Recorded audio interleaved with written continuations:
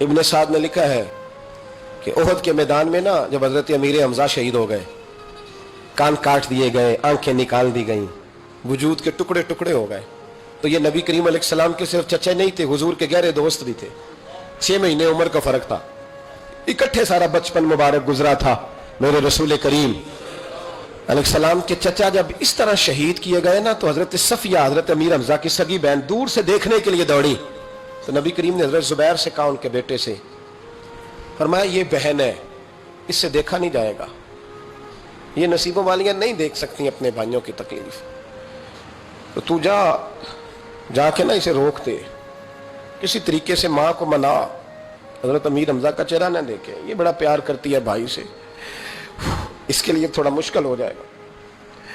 حضرت زبیر کہتے ہیں میں نے جا کے اماں کو روکا، میں نے کہا حضور فرماتے ہیں کہ حالت ٹھیک نہیں، آپ نہ آئیں، آپ سے دیکھا نہیں جائے گا۔ تو جناب صفیہ نے نا یوں کر کے آنسو پہنچے، کہنے لگی زبیر نبی پاک نے دیکھا ہے چہرہ؟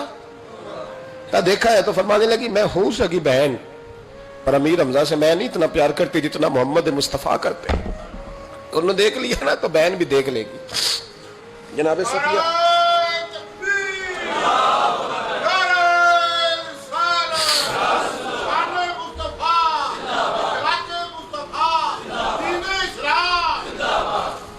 حضرت جناب صفیہ رضی اللہ تعالیٰ عنہ قریب آئیں، چہرہ دیکھا، کھول کے روئیں، بڑی غربت تھی اسلام پر، بڑی غربت تھی، کفن کے لیے بھی کپڑا موجود نہیں تھا، کفن کے لیے۔ جناب صفیہ واپس گئی خیمے میں تو 2 چادریں لائیں، حضور کی بارگاہ میں عرض کرنے لگی کہ میرے بھائی کا نا وجود کٹ گیا ہے، 2 چادروں میں کفن دینا، ایک ذرا نیچے بچانا، ایک ذرا اوپر ڈالنا، 2 چادروں میں۔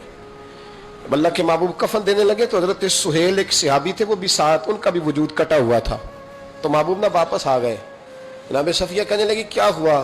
کہ میرا حوصلہ نہیں پڑتا کہ چچا کو کفن دے دوں اور دوسرا غریب ویسے ہی پڑا رہے، یہاں نفسا نفسی پڑی نہیں، کون اٹھ کے سوچتا اتنا ذات سے اوپر کہ چچا کو کفن دے دوں اور وہ پڑا رہے۔ حضرت صفیہ کہنے لگی اجازت ہے، ایک چادر ان کو دے دیں، ایک میرے بھائی کو دے دیں۔ نبی کریم علیہ السلام نے چادریں کھولی تو ایک لمبی تھی ایک چھوٹی تھی، کہا صفیہ اب میں کیا کروں؟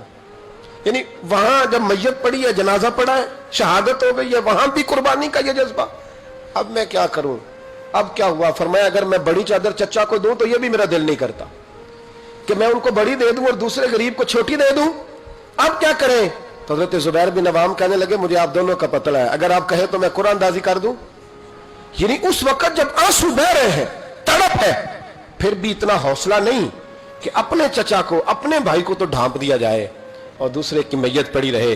یہ وہ اخلاق ہے جو محمد عربی نے ہمیں سکھایا ہے، یہ رسول رحمت نے سکھایا ہے، امام الانبیاء نے سکھایا ہے، حبیب کبریا علیہ السلام نے سکھایا ہے۔ قرآن دازی کی گئی تو بڑی چادر حضرت سہیل کے نام نکل آئی، چھوٹی حضرت امیر حمزہ کے نام نکلی۔ میرے رسول کریم نے جب چادر ان کے اوپر رکھی نا، سر ڈھانپتے تو پیر ننگے ہو جاتے، پیر ڈھانپتے تو سر ننگا ہو جاتا۔